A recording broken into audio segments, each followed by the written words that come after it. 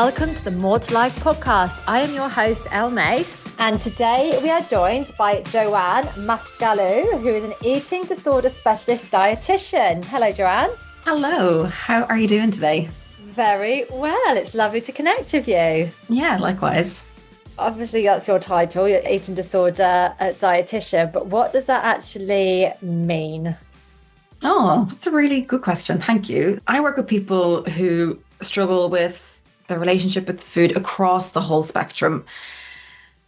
Eating disorders, they have very set criteria of what they are. Like you have anorexia nervosa, bulimia nervosa, binge eating disorder, the ARFID and PICA, all those have like very set criteria, which is great. It's great that they're legitimized in that sense, but really most people don't fit into those very ordered boxes. So I am an eating disorder specialist dietitian. I will work with people who fit neatly into those boxes, but also if you identify it with aspects from each, or you just feel it in your core, in your gut, that you just don't have a good relationship with food, then you are somebody who I work with too. So it's eating disorders across the whole spectrum. You don't necessarily have to fit into those nice little neat boxes.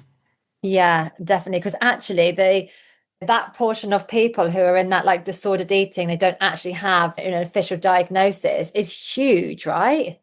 Oh, massive. Like most people, like 90% of people never get a diagnosis for their eating disorder. And that's fine. That's okay. Getting a diagnosis is it's a really daunting experience. Like you go to your GP and have an assessment, and that can be a lot for people. And some people really want that, and they really want that validation. Yes, I have been told by a healthcare professional I do have an eating disorder, but you don't need that to get help. You don't need that to recover, and you don't need that to have that as part of your identity. If you're somebody who struggles with a relationship with food, then that's enough for me. Oh, absolutely. Because even that place there can be debilitating. You don't need to be diagnosed to actually be experiencing your relationship with food that is really getting in the way of your day-to-day life. Oh, completely. Really. And I want to reiterate that, like, you do not need a diagnosis to have something that's really impacting like your mental health, your physical health, your quality of life. Like you can feel like your whole life has been taken over by this and yet still never get that label attached to it. You're right. And like I want to reiterate that most people never get a diagnosis, but it's still a very serious thing. Yeah. And so you just touched on before we jumped live that you've got lived experiences in as well. Are you happy to share a bit more about that? Yeah, definitely. More than happy to share. I don't know how helpful it's going to be to anybody, but look, I'll put it out there. Yeah. So I had a really good relationship with food growing up. I'm so lucky. I was, raised in a family where food wasn't off limits. There wasn't good and bad. Weight wasn't a topic of conversation in my household. It was all very nurturing and holistic and exactly how I want my kids to be raised with their relationship with food. It was brilliant. And then I decided that I wanted to become a dietitian. So great relationship with food all through my childhood, all through my teens. Decided I wanted to become a dietitian. Learned all this information about nutrition and the body and the nutrients and macros and all of that good knowledge, which is really good. And I'm really glad that I had the opportunity to learn all that. But what comes with becoming a dietitian is this identity of being the healthy one. So like when I would tell my friends and family, oh, I'm going to be a dietitian, they're like, oh, you're going to be so healthy. You're going to help us all have the most healthy diet. And I was like, oh, yeah, okay, fine. And it was that identity that really got under my skin because that was not necessarily me. Like I wasn't super healthy. Like I have a really sweet tooth. I always have, and I probably always will. Like I just love chocolate and sweets and cakes. And that was fine because it was part of a really good relationship with food up until then when it became a problem. It became like, oh, wait, if I'm a dietitian, I can't like sweets. If I'm a dietitian, I can't be seen to be eating like a cheesy chip fries in public. That's not what a dietitian does. So that means basically I have to change it. And it really got to the point where like I was in uni and like about to graduate and thinking like, okay, I have 6 months left before I graduate. And in 6 months, I'm going to be healthy. So enjoy all the good stuff now because you can't have it when you graduate. And Yeah. then it's 4 months away now. You only have 4 months. So when I graduated, I was like, I can't eat these foods anymore. So I restricted those foods heavily, and not only just restricted them, but made it mean that eating those foods meant something about me when it didn't. But I made it mean something. So basically, from the age of 22 up until on and off like about 29, so really like my all of my 20s basically, I went through these periods of restricting very heavily, and then the rebound would happen, and I would binge like on colossal amounts of these foods. I remember my first binge like it was yesterday. It was on dates, like packet of dates, which is not a traditional binge food. It's a very healthy food, but it was one of the ones that was allowed in my like new way of eating as being a dietitian now. So I would allow myself to eat the dates. So I bought a packet, had them in the press, had told myself like, okay, you can have 3 dates with your breakfast every morning in your porridge. And I would have those three, but then they would be calling my name. And I remember it like it was yesterday. I was sitting on the couch. It was a Sunday. I was watching TV and I just felt them calling my name. It's like I heard them saying, eat more. And I got up and down from the couch like at least 20 times, got a few, came back. It's like, okay, I'm good now. Nope, eat more. Got up, ate a few, came back. Nope, eat more. Like it was just this constant voice in my head. And that continued. With that came some weight gain. I didn't everyone wants to ask about like weight, and I completely understand that. I didn't gain like a lot of weight through my binge eating disorder, but I did gain some. So whenever I gained some weight, I'd be like, oh, I need to restrict even more now to make sure I don't gain too much. So just the cycle began and kept going.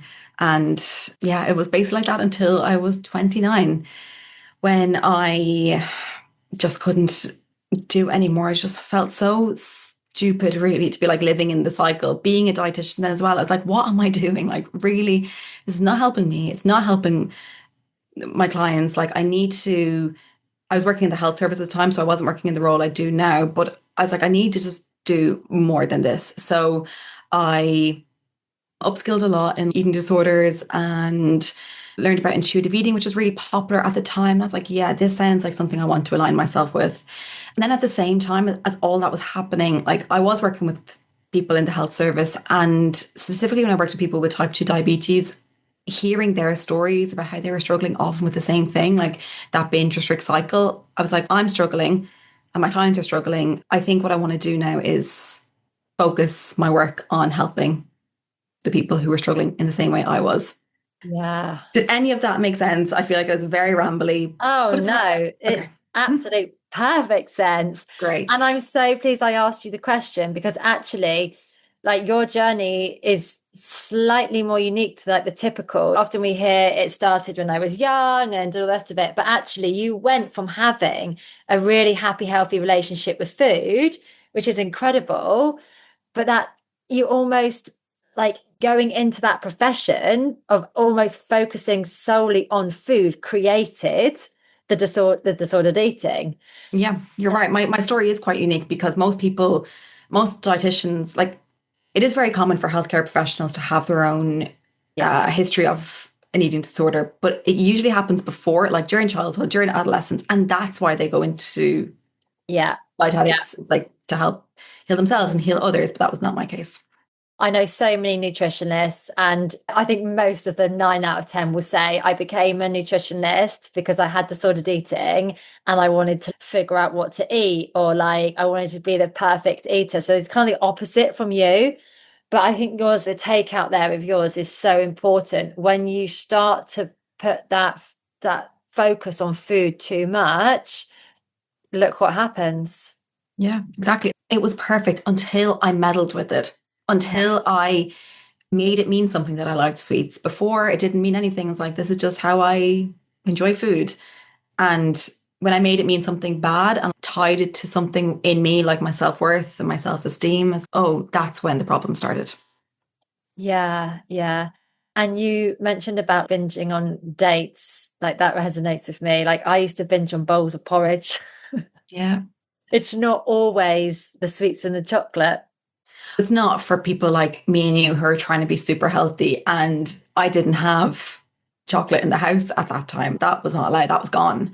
So dates was the only option. I did move then on to more traditional binge foods like chocolate, dairy milk, Yeah. mint crisps were my main like chocolate that I just was obsessed with. And I remember like driving, spending all weekend driving from petrol station to petrol station, buying Dairy Milk Mint crisps, binging on them in the car, throwing away the wrappers before going to the next petrol station. That's how the weekend was spent. And then you would rock into work on Monday and everyone would be like, "Hey, how was your weekend?" And like I was a single person in my 20s, like it should have been a lot more of a positive picture than me just being like, "Oh yeah, I was fine, thanks," really knowing in the background what happened. Yeah, that was your time to go out and just be carefree, because at that point you don't really have any of the like big financial ties and the commitment of kids and stuff like that. So it should just be freeing. But the relationship to food, it's like the nickname, the life thief, like it really takes a lot from you. Oh, it does. It takes everything. And yeah, to look back on me now, like back then when I was in my 20s, going through all that when I should have been like living my best life and doing lots of fun things. Yeah, it's really quite sad. It's quite a lonely place to be. You don't want to say yes to doing fun things because if there's food involved, you're like, oh, like that's another bad weekend. And I'm saying that in quotation marks that I'll have to restrict heavily next week. So I'm not going to let myself do that. Or if there's a chance there's going to be photos taken and already like you're in a place of not feeling great in your body. So I don't want to put myself in front of a camera. So I'm just going to say no. So I'm just going to stay at home. Not Yeah, good. it's not good. So would you say that your eating kind of fell into the clean eating category, even though the other side of it was like the opposite? Yeah, probably. Probably at the time it was like clean eating, very orthorexic, like everything had to be super healthy. I did also log everything on my Fitness Pal too, so I was definitely aware of calories as well, especially like when the weight gain started, been like, oh no, need to nip this in the bud now. Constantly weighing myself. Like I remember one Christmas day, like deciding if I was allowed to eat something based on like how my weight was during the day. So it would be like 3 o'clock and I'd be like, okay, I can have some cherry trifle if I go up and check my weight now and it's this. Like that kind of thing, very toxic. Oh, it is. As recovered people, like when you look back at this, like the language and the behaviors, it's just so toxic. And you've said this twice now. You said, I allowed myself to have 3 dates, or the Christmas day I can have. It's so controlling. Yeah, it's so sad. Like just thinking about it now, it's just a really sad place to be. Yeah. Yeah. And you've touched on the weight gain, but actually that happened when you were in the binge restrict cycle. Yeah, it did. I'm very privileged. I have never been in a bigger body, like all through growing up. Like I was always like in a smaller body. I have parents, my parents are the same, my siblings are the same. I do believe it is just genetics. But when the binge restrict cycle started, like it did obviously come with weight gain and I found that hard to deal with at the time. I'm not going to say, oh yeah, I was fine with it. Like I did find it hard to deal with at the time. I think if it was to happen now, I'd be a lot more compassionate with myself. But back then, early 20s, it's like, it feels like it's the worst thing ever. Yeah. And I think so many people still fall into that trap of, if they're wanting to lose weight, will then do the restriction, and then not understanding that then comes the binging and then comes the more weight gain. Exactly. Exactly. And that's the cycle that some of your listeners might be in right now. And if you are in that, I really want to reiterate, like, I know it feels like it makes sense to restrict now and to pull back all those extras and to not allow yourself to have the really yummy things. But if you deprive yourself too much of that joy from food, it is going to backfire. It is going to come back at you. And that is only going to lead to more weight gain. So please Yeah. don't go down that road. Yeah, like that is literally, I feel like that's the black and white bit. We always try to move Mhm. away from the black and white thinking with food, but like my husband had knee surgery this morning and he is the most intuitive eater ever. He has never had an issue with food or anything. And he doesn't eat breakfast really early. He eats more at 9, I eat at 7 a.m. And the hospital said you can't eat anything in the morning. And he was downstairs this morning saying, "Isn't this funny? I can't stop thinking about food and I'm really hungry." And every morning for, I don't know, 40 odd years, he has never needed to, or his body hasn't wanted food until at 9. And I'm like, you've just given the perfect example of dieting. Yeah, it's so true. Yeah. Such such a good example. Yeah. He was like, I now want this and this, and I never want it. I'm like, it's because you've been told by yourself or someone else that you can't have it. Yeah, he is so trusting with food. He knows that food is always going to be available, that he doesn't need to think about food because it will be there at 9 o'clock when he really wants it. The likes of me and you, we've gone through a period of not trusting that food is going to be there because we've put these crazy diet rules on us. Really hope you're enjoying the More to Life podcast and all the incredible guests that we have on. We also have plenty of other exciting things happening in 2026. The Elevate Day Wellness Festival is back on June the 12th. We also have a Spanish retreat and another retreat in the beautiful countryside of Devon. If you are interested, simply pop us an email or find us on Instagram at I am Elle Mace to find out more. That's a key part, I think, to the recovery, is that mentally and physically knowing there is an abundance of food, Yeah. which of course there isn't for everyone, but for a lot of people who are in eating disorders, there actually is an abundance Yeah. of food. Yeah. And it's really hammering that.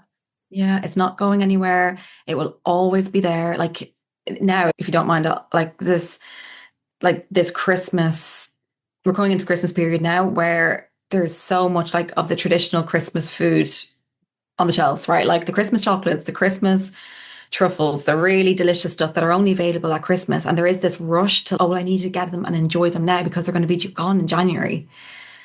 And I get that. I get that it feels like there's that like urgency to eat it all now. But please just trust, like you will be able to get a Malteser's reindeer in January because it'll probably be a Malteser's Easter bunny because it'll be like going into Easter then. Like it will be there.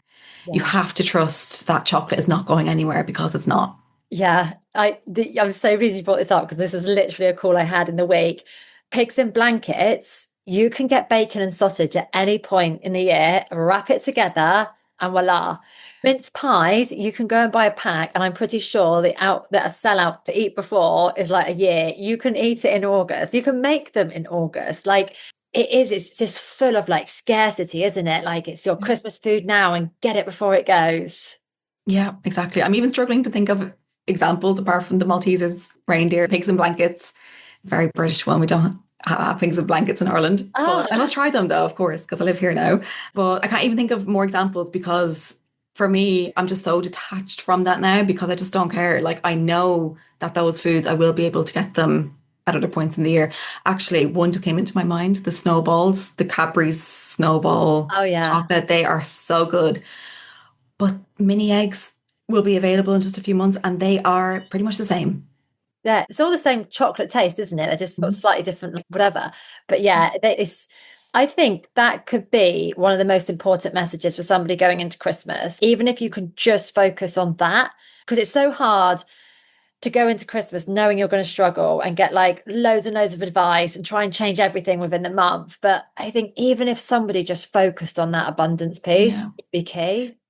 So maybe that would look like getting an extra box of mince pies or some chocolate snowballs or some pigs and blankets, whatever is your thing, get some extra ones and put them somewhere away until January so that you can like pencil that in on January 4th.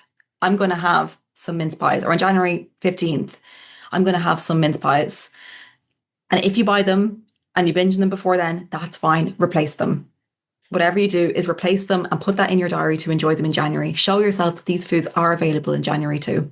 Yeah, absolutely. You're bringing back my memories of my recovery. Like I haven't really thought about it for a while because it's quite a long time ago now, but I used to do that. I used to like see a type of food, like, I don't know, McDonald's or something. And before, when the message would always be like, no, never, I'd be like, okay, let's schedule that into my diary. And I would actually pick a day that I knew I could go and try and enjoy it, like a Friday after work or something, and really try to go through the process like slowly and mindfully. I had to do it all Yeah. the time.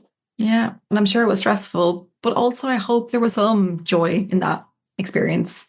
Yeah, there was. And actually, I think another key outcome was I put all these foods on a massive pedestal. And actually, when I did sit down to eat them mindfully and slowly, like the McDonald's, for example, I was a bit like, I'm That's not sure it. why I was so bothered by Hmm. that. Yeah. Yeah. That's it. So with your recovery, how long would you say it took you to get out the woods? It's really hard to say. I definitely remember having a binge around age 28, but I wasn't like struggling like with binges twice a week up until that point. When it was my worst, probably it was like twice or three times a week. I definitely remember Sunday binges and Wednesday binges. And I went through periods then of not binging for weeks and for months, and that was incredible. And that's how recovery works. Like, you don't just go from binging twice a day to none at all. They do just become less frequent. And that's what happened to me. Like, it went down to probably once a week, and then like once every few weeks, once every month, until like they barely happened at all. I do remember like dieting quite severely for a wedding, so silly, when I was a bit older, like 26, 27, and that just put me right back to square one. But it wasn't square one because I had all of that experience before of recovering before. So I knew what I had to do to get myself out of it. So yeah, I remember my last binge when I was around 28 or so, which was, what am I now, 34? So 6 years ago. I don't think I've binged since. Yay. Amazing. And I'm just going to shift us slightly onto ultra processed foods because this is a big topic that's coming up at the moment. And I'm just seeing a lot of scaremongering and people who have a level of disordered eating actually now getting really stressed by ultra processed foods. What's your kind of take on it and your advice? My take on it is that the whole ultra processed categorization of food, like saying these foods are ultra processed, these foods are moderately processed, these foods are not processed, that whole, I think it's the NOVA classification. I'm very, very critical of it because that classification does not take into consideration the nutrition in these foods. It's literally putting Mars bars in the same category as hummus. Yeah. Like, how can you say that Mars bars are the same as hummus? Because they're not. Nutritionally, they are completely different. Mars bars is more of a fun food, enjoyable food. It's really delicious. Definitely need to include some food like that in your diet, but it has way less nutrients than hummus does, which is like great source of protein, great source of fiber. So to say like these foods are the same and that we need to reduce both of these kind of foods or not eat them at all is just ridiculous. There's no two other ways about it. Like, it is absolutely ridiculous. And it's causing so much stress. It's causing so much pain in people who struggle with their relationship with food because now they're not eating hummus anymore and they're choosing to eat nothing probably. So now they're having dry crackers, which is not satisfying, not enjoyable, not filling, and then wondering why they're having such strong cravings for chocolate later on. It's because you haven't eaten anything delicious or yummy or, filling, or you have massively reduced your protein now because you've cut out hummus from your diet. And now you're turning more towards feeling the need maybe to binge even and Yeah. having, so it's just, I'm very critical of it. And I think really it's a net negative, definitely. I'm not saying that, generally speaking, are we all eating too much chocolate and sweets and crisps? Yeah, maybe, but let's focus on that instead of putting really healthy foods in the same camp as that. Yeah, such a good point. Because I think a lot of us have all or nothing mentality as well. So if we've got to cut out, like, people, instead of just cutting your sugar intake slightly, people go no sugar, and then they go no carbs, no fat, No ultra processed foods. no ultra processed foods. And actually, yeah, like you say, hummus, it's yeah, and that's all or nothing. Yeah, or like Philadelphia cream cheese or Activia yogurts. Like, these are all really nutritious foods that can be so beneficial, are so easy to incorporate in your diet. Say for kids, if they're hungry, perfect. You've nothing prepared, grand. Let's get some toast, get some cream cheese on it, maybe some fruit on the side. There you go. Delicious snack. But now that's vilified. So now I'm a mother and I'm thinking, I can't give my child cream cheese. So what do I have to do instead? Do I have to now make my own like spread? Like, I'm already so time poor, so stressed. I'm not going to enjoy motherhood anymore if I have to now slave over preparing all my own foods. Like, I have a job, I have a life outside of that. It's just putting so much pressure on people to now prepare their foods from scratch when there is absolutely no need to do so. Yeah, and like you say, this isn't resolving the binging, and this is my personal opinion. I think there's a problem with labeling. It's really hard for some people to understand what is more nutritious and less nutritious, and so I think there's like a labeling thing. But yeah, my take is that if we want to try and help people like eat healthier, we need to look at the psychological relationship to food, like is equally important as the food itself. Scaring people into eating ultra processed food isn't going to then stop their binging, as you said.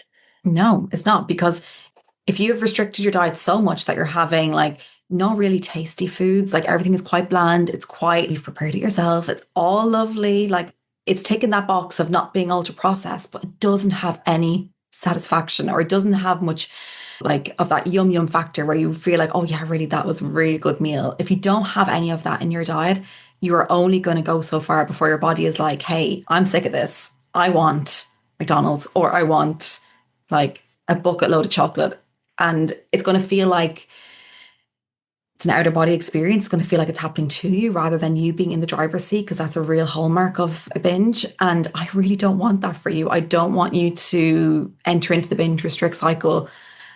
Please just be really cautious before you reduce any ultra processed foods from your diet if you do think like you're vulnerable to struggling with your relationship with food.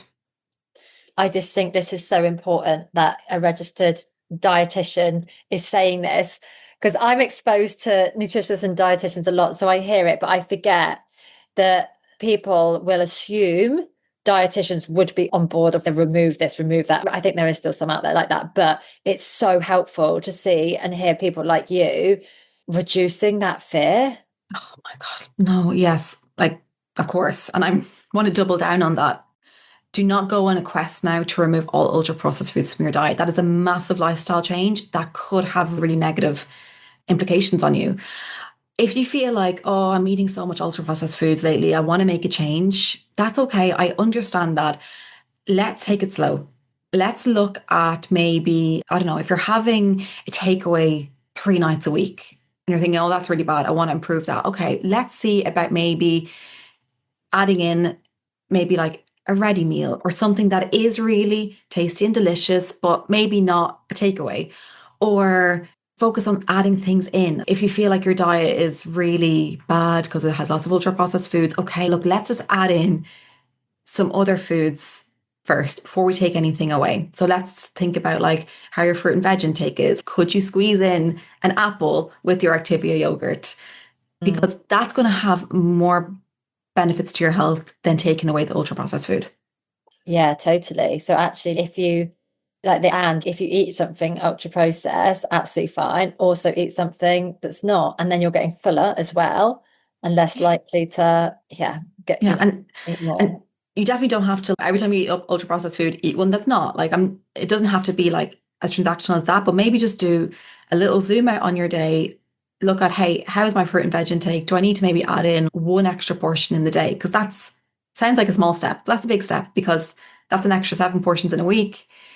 Can't do the maths now, but that's hundreds of Yeah. extra portions over the year. Oh wait, if it's one a day, 365. Yeah, Oh I can do the yeah. maths. Let's talk small here. Let's not be driven by fear. I know you're scared because of all the headlines with ultra processed foods, but it is not a good idea to make drastic changes overnight. Let's take it slow. Yeah. Yeah. And with the Killer Bar campaign, the Joe Wicks, because I work with a lot of PTs who actually they do have a difficult relationship with food, and they've been eating protein bars every day for years, sometimes twice a day. And they actually had a full-blown panic, like, what am I going to eat now? Because I've seen this campaign, I now can't eat this. And so actually it just led them to have even more disordered eating, because they, in that one campaign, they had taken away that they then banned that food from themselves and taken that away, which was actually a big part of their diet. Yeah, that's really sad, isn't it? And then they're panicking about what to eat next. One protein bar a day is not going to have any major health implications at all. There you And it's go. so interesting because I know a story like of someone, and they have let me share this story about like binging on a whole box of protein bars in one go, like 20 protein bars in one go, and feeling very unwell afterwards, as you would binging on 20 of anything. So Yeah. Yeah. I would like to see someone eat 20 apples. You're going to have a tummy ache. Massively. It's the same. And if it's everything in moderation, isn't it? Yeah. So you recovered before you had your children. Yeah. And how do you think that would have played out differently if you were still in your kind of orthorexia, clean eating with your children? Oh, God. I just don't think I would have been able to keep it up. You just don't have the time to think about, does this protein bar have too much ingredients? That you just do not have the time to think about that. It would have been a time of extreme stress because I would have wanted to think about that, but then have had all the motherhood stuff on top of it. So if you're a mother and you're in that right now, please have so much compassion for yourself. I cannot imagine how full your head is with all of this talk. And then when the kid stuff is brought in as well, kid snacks are too ultra processed, or formula or baby porridge is too ultra processed and needs to be avoided. That is weighing so heavily on your shoulders right now. And I'm so sorry that you're going through that. The best thing that you can do for yourself and your children is to start to work on your own relationship with food so that you can pass on a better relationship with food to your own children. Yeah. Yeah. It's role modeling, isn't it?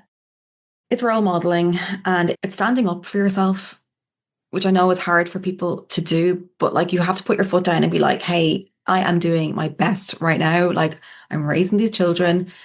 If you're a mother, you're doing it largely alone because most mothers are. You're doing your best. You're preparing lots of foods from scratch because you are doing lots that's really good now. Let's not beat yourself up because you're giving them, I don't know, baby porridge or anything that you deem to be bad. Like they will be okay. Their overall relationship with food is so much more important than any one food that you give them. Yeah, so important. It is.